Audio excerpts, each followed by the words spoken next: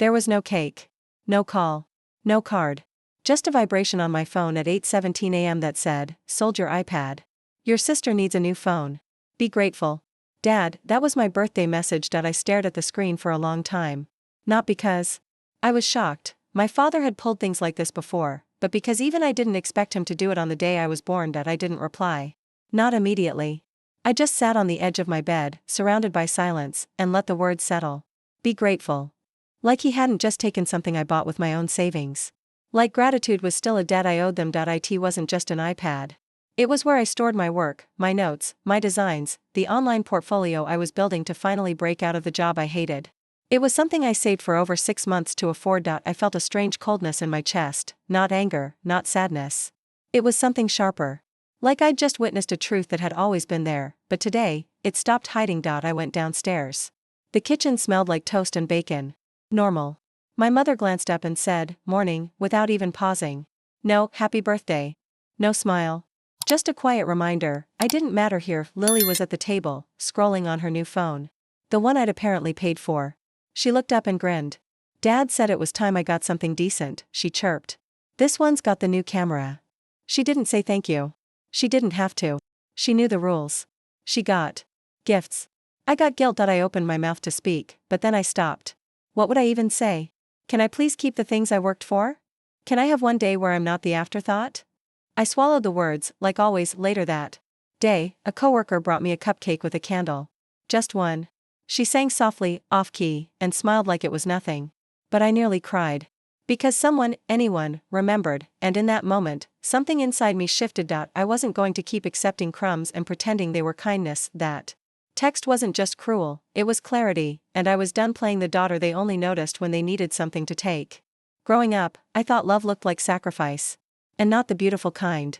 The quiet, invisible kind that nobody thanks you for. My parents didn't yell.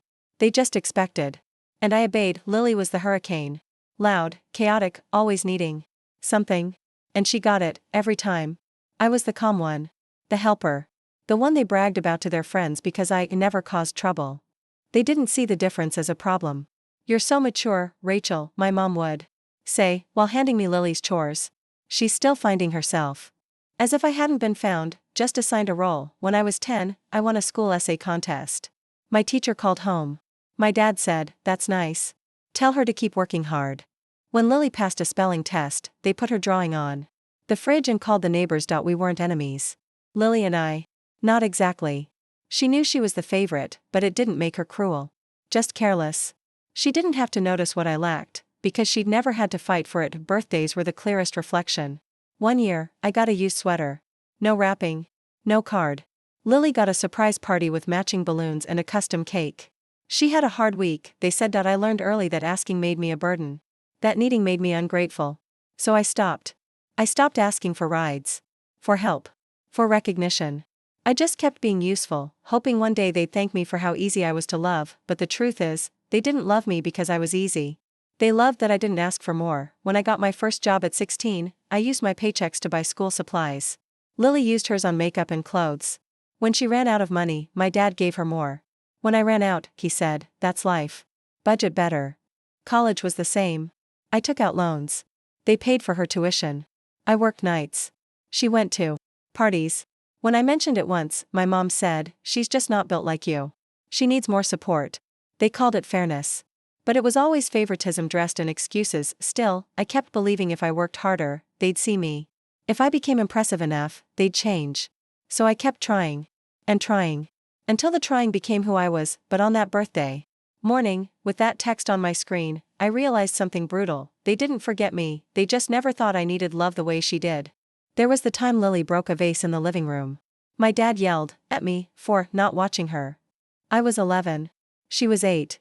I remember standing there, stunned, holding a broom before he even finished speaking. Another time, I stayed up all night helping Lily with her science fair project. She forgot to credit me. My parents applauded her initiative. I said nothing. They never asked how it got done. I started noticing how often I was blamed for her chaos. "Rachel, why didn't you remind her? Rachel, you should have known better." My name became their excuse for her irresponsibility. On weekends, I cooked breakfast while Lily slept in. If she made toast once, my mom would post it on Facebook like she'd won a culinary award. My meals weren't even acknowledged. When I got my first internship, unpaid but competitive, my dad shrugged. That's not real work, he said. But when Lily got hired to hand out flyers at the mall, they took her out to celebrate. Once, I offered to drive Lily to a party. I had an exam the next morning.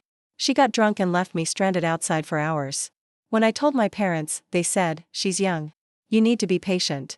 There were birthdays where I received gas money in an envelope, while Lily unwrapped AirPods and new jackets. "We help where it's needed," Dad said, like fairness was a financial formula. They used to say, "You're strong. You don't need as much." As if strength was a reason to abandon me. As if being responsible meant I wasn't allowed to be loved out loud. I watched them beam with pride when Lily posted selfies in outfits I couldn't afford. She used my old laptop. I paid for the antivirus software. No one thanked me. I wasn't being strong. I was being trained to tolerate less, to expect silence, to clean up after the people they preferred. Every time I set a boundary, I was called cold. Every time Lily set one, she was called learning to self-advocate. I swallowed the hypocrisy for years. It tasted like chalk and guilt. I thought if I just stayed helpful, eventually they'd see me. But being helpful in my house was a trap. It made me invisible. Even when I moved out, the red flags followed. They asked for favors but never visited. They remembered bills, not birthdays. And I kept giving, thinking maybe next time they'd remember to give back, but red flags don't wave. They sit quietly, accumulating, until one day, they block out everything else. And on my birthday, that's exactly what happened. 2 days after my birthday, I got an email from my professor. He said my portfolio link wasn't working. Confused, I checked. The files were gone. Everything. My entire semester's work, designs, mock-ups, client feedback, deleted. Panic hit. Fussed. I rushed home and opened my backup drive. Empty. The autosync had connected to the iPad before it was reset. And since it was now Lily's, everything had been wiped. No warning. No copy. Just gone. I sat on the floor staring at the loading screen, heart racing. My father had sold the iPad. And in doing so, he'd erased 6 months of work. Work I had poured myself into to finally break into the design agency I dreamed of. When I confronted him, he didn't apologize. He said, "You should have backed it up better. Technology isn't everything." As if it was a casual inconvenience. As if he hadn't just taken a part of my future. I asked why he hadn't even told me before selling it. He replied, "You weren't using it much. Lily needed something now. She's applying to internships too." He made it sound noble, like redistribution of effort. Like I didn't matter. My mom stood there, holding a mug of tea, eyes low. She mumbled, "It was just a mistake." But she never looked at me. She never asked what I'd lost. Only what I could tolerate. Lily didn't even look guilty. She shrugged, said, "I thought it was one of Dad's old ones." Then giggled. "It's nice though. Battery lasts forever." Like my erased work was just part of the upgrade. That night, I cried in the shower. Not because of the iPad. But because of what it proved. I could work, plan, build, and in a second, they could strip it away, and feel no remorse. I kept picturing my designs. The hours I'd spent perfecting colors, layouts, typography. Gone. And in their place? Selfies. Music apps. Games. Like my work didn't matter because I didn't matter. The next morning, my father texted me, "Bring your toolbox when you visit. The sink's acting up." Not even a pause. Not a question of how I was. Not a mention of what he'd done. It wasn't just about being overlooked. It was about being used. I realized then, I wasn't the daughter. I was the help, the one who gives, who fixes, who never gets cake but is expected to serve it. And I was done. I didn't go to class that week. I couldn't. Every time I opened my laptop, my fingers froze. I stared at the empty folders and felt like I was grieving something no one else could see. Grief is quiet when no one believes you've lost anything. My friends asked if I was sick. I said I was just tired. They didn't know that everything I'd built was gone, and the people who took it expected me to say thank you. At night, I scrolled through old texts from my parents. Requests. Tasks. Reminders. Not a single, "I'm proud of you." Not even a, "How are you?" Just a digital list of duties. I made a list on paper, all the times they'd taken from me. My savings. My weekends. My birthday gifts. My silence. The list kept growing. I stopped halfway through. The page felt heavier than I could hold. I wanted to scream. I wanted to break plates. But I didn't. I cleaned the kitchen instead. Scrubbed every surface. Like if I made something spotless, the ache inside me would finally look like something they could recognize. That Friday, Lily posted a photo of her new phone with the caption, "Finally upgraded thanks to the fam's smiling face with hard eyes nail polish," dozens of likes. Heart emojis from my mother. A comment from Dad, anything for our girl. I stared at it so long my eyes burned. Our girl. Like I had never existed. I didn't eat dinner that night. I sat on the floor in the hallway, listening to the hum of the fridge and the silence of being forgotten. I hadn't been disowned. I'd just never been owned to begin with. I thought about quitting school. About giving up. About disappearing into some job where no one asked about portfolios or birthdays or feelings. Just show up. Work. Leave.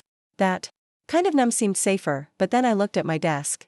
There was a sticky note from months ago. A quote I had scribbled when I first got accepted into the design mentorship: if they won't give you a seat at the table, build your own. That was the first time I cried out loud. The sound surprised me. It wasn't sadness. It was something deeper. Anger, maybe. But not at them. At myself, for thinking I needed their permission to feel valuable. I got up, wiped my face, and wrote one sentence in my notebook: I won't be inventory anymore. I didn't know what came next, but I knew it wouldn't be more silence. I started going through my files, not the ones they erased, but the ones they couldn't touch. Emails, screenshots, voice notes. Every time I helped. Every time I gave. Every time they ignored, there was the message from last Christmas. Can you pick Lily up from the airport? No, happy holidays. Just a task. I had left a work meeting early. Paid for her coffee. No one said thank you. A photo from my 22nd birthday. Me blowing out candles alone. In the background, my mom smiling at Lily who wasn't even facing me. That photo said everything. I found an email from Dad asking for help with his resume. I rewrote the entire thing. Spent 4 hours fixing his formatting. He forwarded it to a recruiter and called it a team effort. I was never mentioned. There was a bank transfer to Lily's account.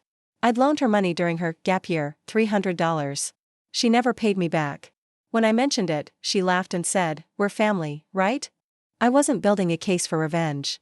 I was building clarity. I needed to see that I hadn't imagined the imbalance. I wasn't bitter.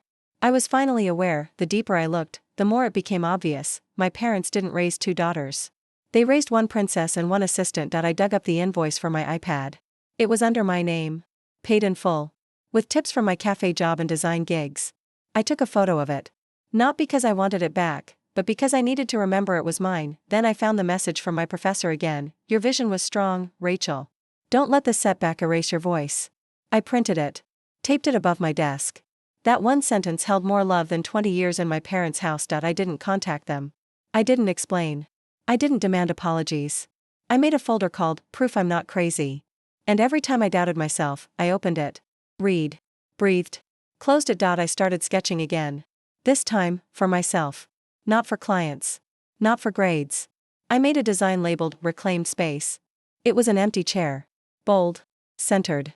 Unapologetically mine. I applied to a competition I'd been too scared to try before.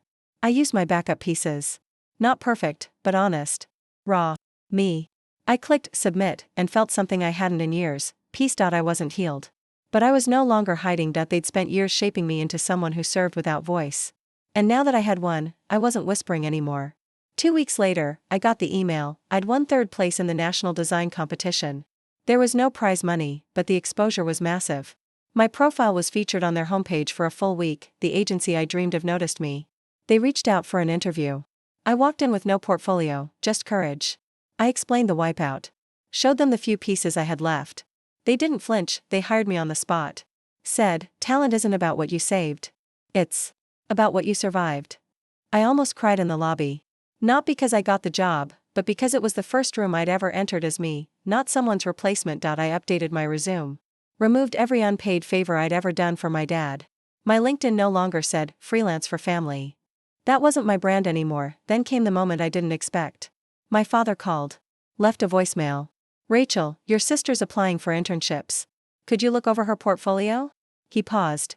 You're good at that stuff. I didn't respond. He texted the next day. She really looks up to you. Don't be petty. That word hit differently now. Petty. As if boundaries were bitterness. As if silence was vengeance. I drafted a reply. Simple. Measured. Honest. I'm not a tool you borrow when convenient. She has a phone now. She can figure it out. Then I deleted it. I didn't need to explain dignity to people who never practiced it. Instead, I posted a short article on my professional blog. When you're the strong one in a family that only sees you when they need something. It went viral. Designers shared it. Young women messaged me. One wrote, "You put my whole childhood into words." That meant more than any apology could. Lily posted a story holding a book I'd recommended 2 years ago. No credit, just hashtags. My mother commented, "So proud of you, sweet girl." I closed the app. I didn't need revenge. I needed proof I existed outside their version of me, and I had it. I moved into a new apartment last month. Small, but mine. The walls are white, the desk is clean, and there's a sticky note on the fridge that reads, "You don't owe them your silence." Every morning, I light a candle and sketch for 15 minutes. Not for money. Not for grades. For myself. Just lines, color, breath. Every drawing feels like stitching a piece of myself back together. I talk to clients who value my time. I send invoices with confidence. I sign emails as Rachel Moore, designer. Not Lily's sister. Not David's daughter. Just me. My mother sent a message recently, "Hope you're doing okay. Let us know if you need anything." I read it. Smiled. Didn't reply. I no longer speak fluent performance. Lily tagged me in a post once. "My sister's a boss now." I removed the tag. If you don't celebrate me in private, you don't get to borrow me in public. My professor invited me to speak to new design students. I shared my story, briefly, truthfully. A girl in the front row cried.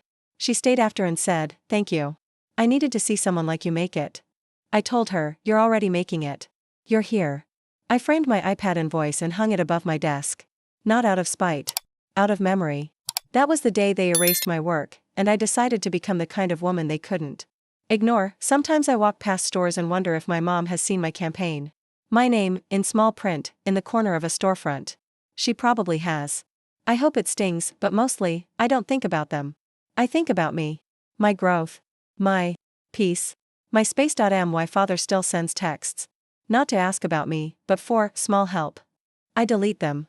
Each deletion feels like reclaiming a brick they once took from the house I'm now building. Lily messaged on my birthday, "Hope you're good. Miss you sometimes." I replied, "I miss the idea of a sister. Not the silence that came with it." She didn't respond. That was fine, because I didn't write this life to win them back. I wrote it to prove I was never the background. I was always the blueprint.